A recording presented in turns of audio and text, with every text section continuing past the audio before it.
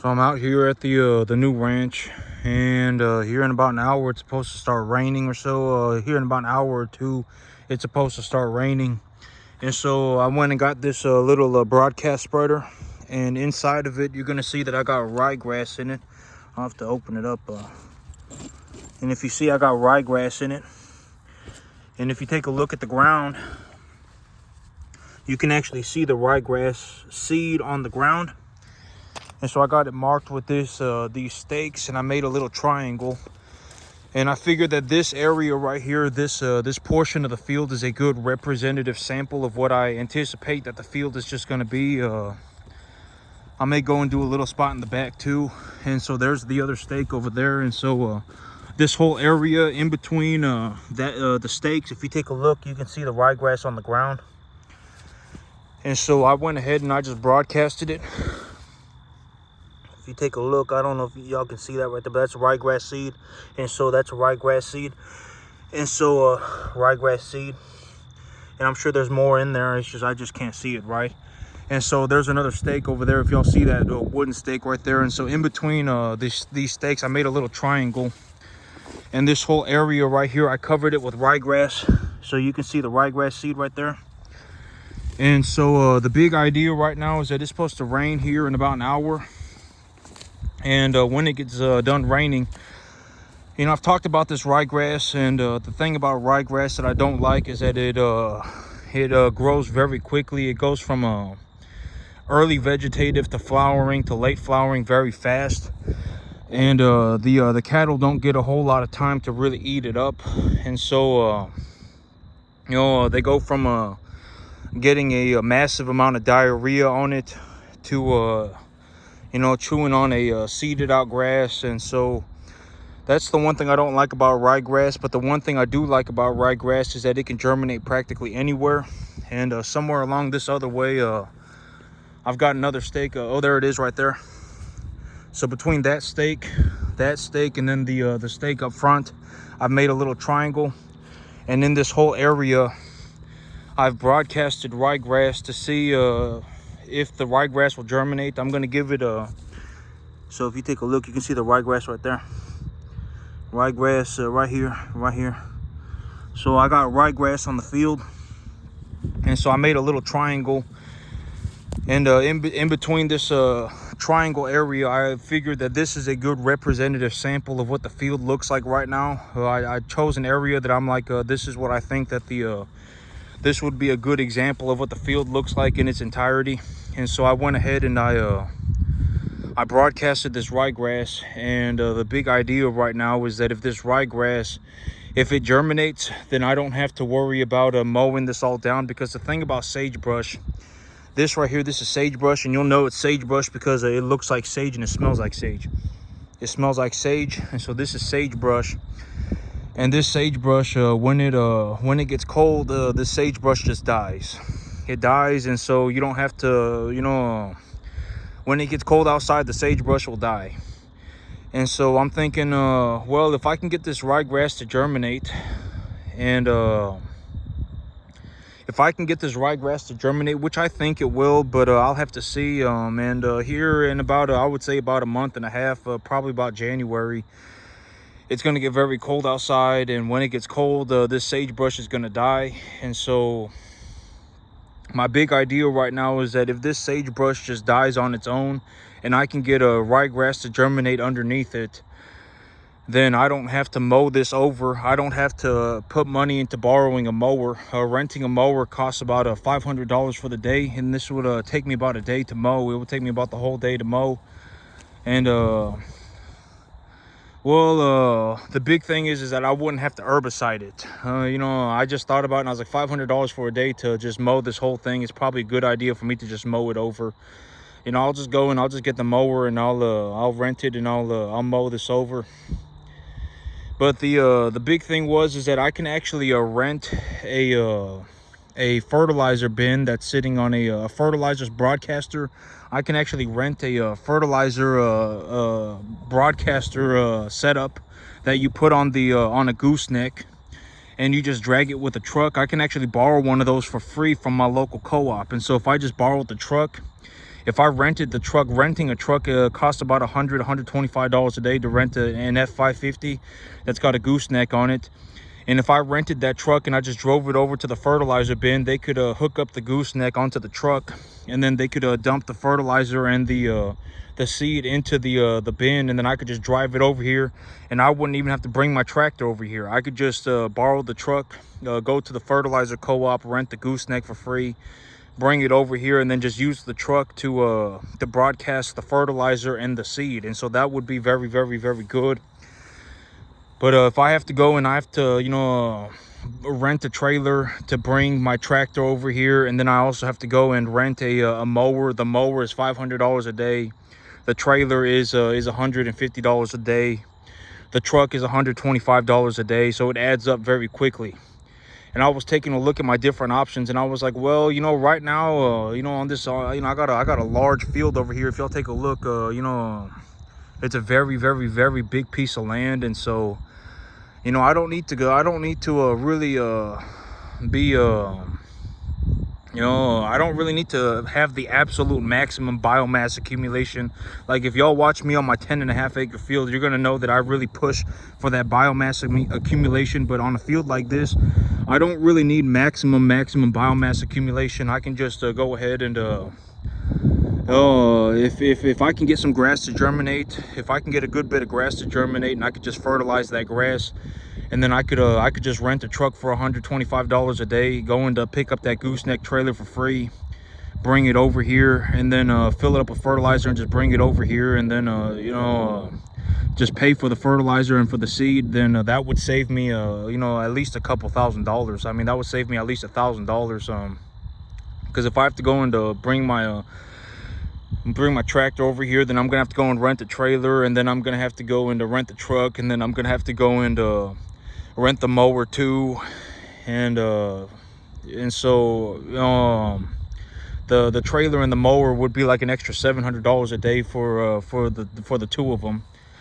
And so and if something went wrong and I couldn't take the trailer back that day, and I take it back the next day, and et cetera, whatever happens, right? I mean, then it's like, oh, I mean, you know, if I did it this way, it would save me about $1,000.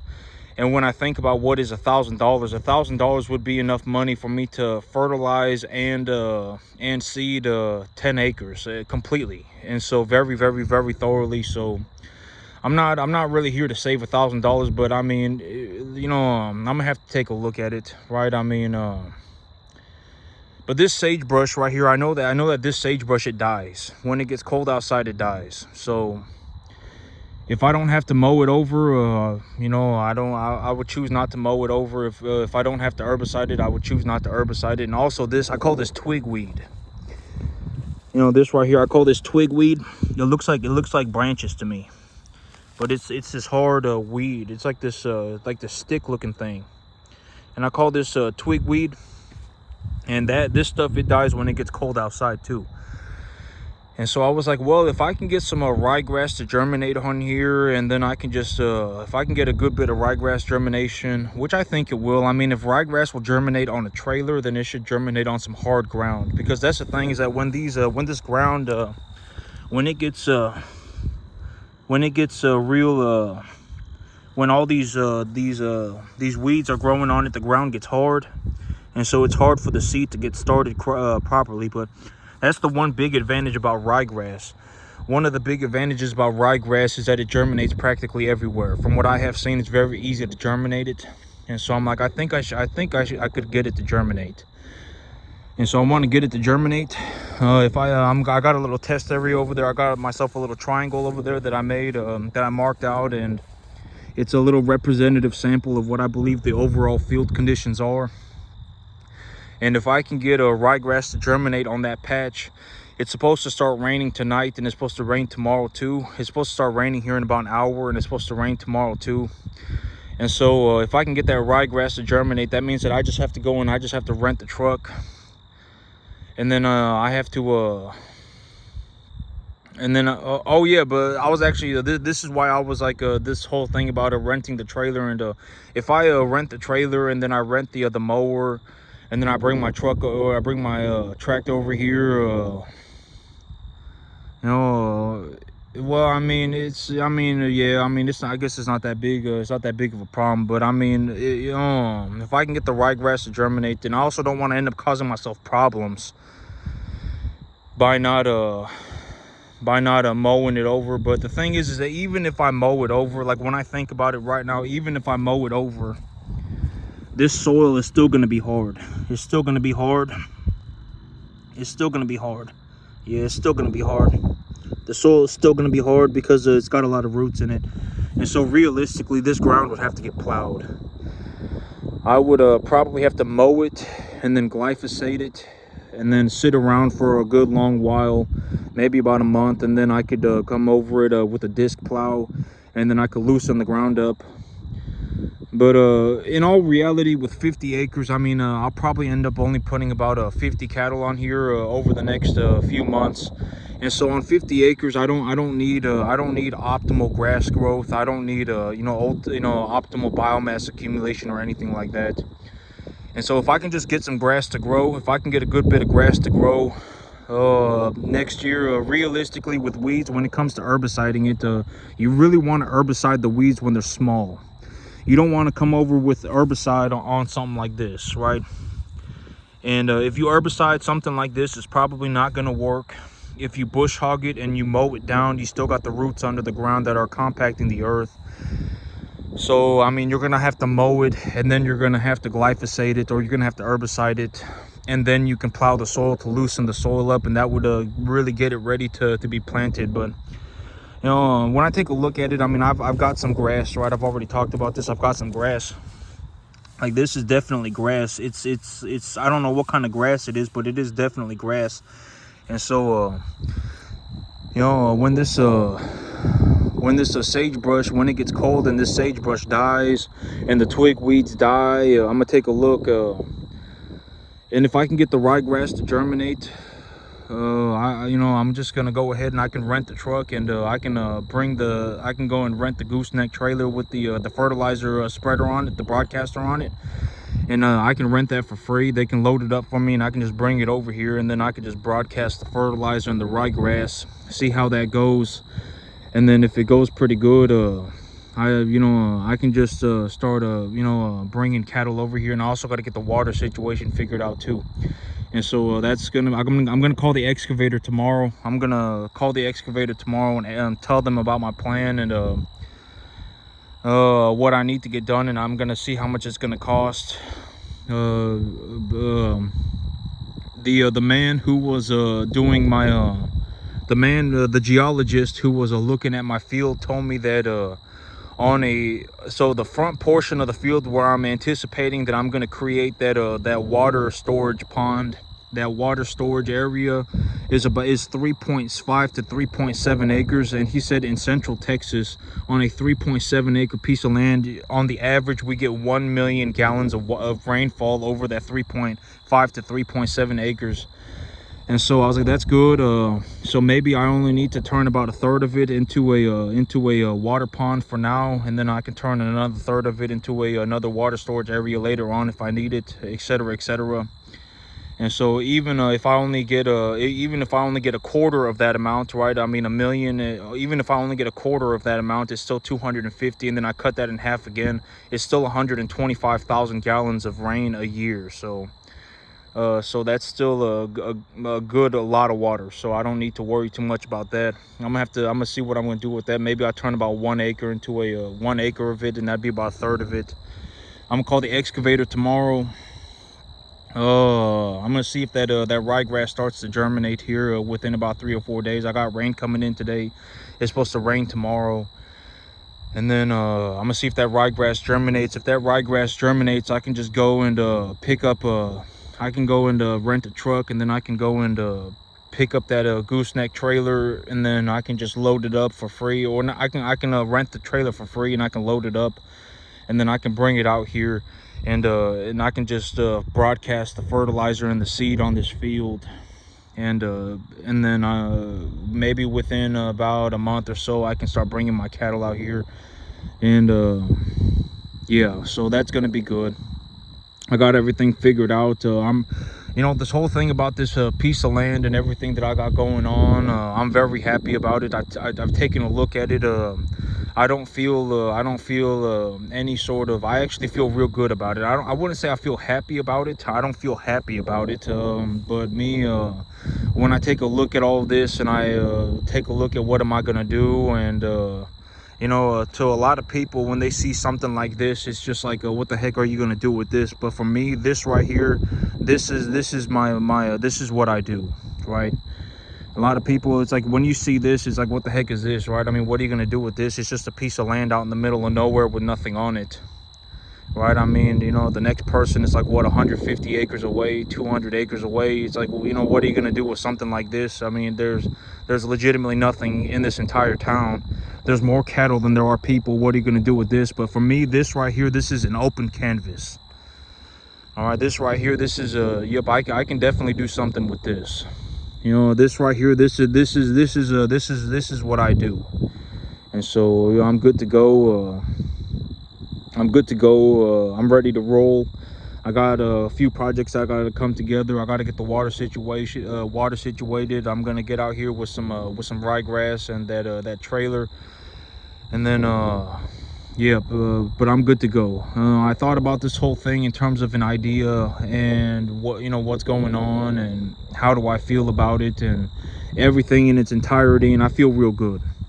I believe that I'm gonna do very well. That's my thing, is I believe that I'm gonna do very well. This, I mean, I've already talked about this, but in terms of doing something like this, if you really want to know, not if you really want to know, I mean, if you actually take a look at this in terms of a statistical percentage, the chances of anybody really making it, doing something like this, is effectively 0%. I mean, if you effectively took anybody in the entire planet and you put them on a field like this, it's just not going to work out. Nothing, you know, it's just not going to work out. But me, this is what I do. All right, fields like this is what I do. I'm gonna turn this into a cattle ranch within the next about 2 months. So I'm good to go. I actually start feeling it starting to drizzle on me, and so if it starts to rain, I really got to get on going, because I got to get my truck out of here or I'm gonna be stuck in the mud. And so but yep, I thought about it in terms of everything going on. I feel real good about it. I believe that I'm gonna do very well. Yeah, I'm ready to roll. I don't feel I'm not gonna implode. I don't feel any desire or any I'm not gonna implode or anything like that. I feel very good about everything, and I'm gonna get it all rolling. I'm gonna get it all going. I'm good to go. I feel good about it. I believe I'm gonna do very well. When I see a field like this is an open canvas for me. For me, it's like a canvas. It's like, oh my God, you know, this is perfect. I mean, this right here, I can do something with this, right? I mean, a lot of people, when you're looking at a raw piece of land out in the middle of nowhere, more cattle than there are people. I mean, you know, they're you know, the next person is 200 acres away, and you're out in the middle of nowhere. It's kind of like, you know, what the heck are you gonna do with this? But for me, this is what I do. So I'm you know, I'm gonna get it done. And so that's it for me today, YouTube. Y'all have a good one.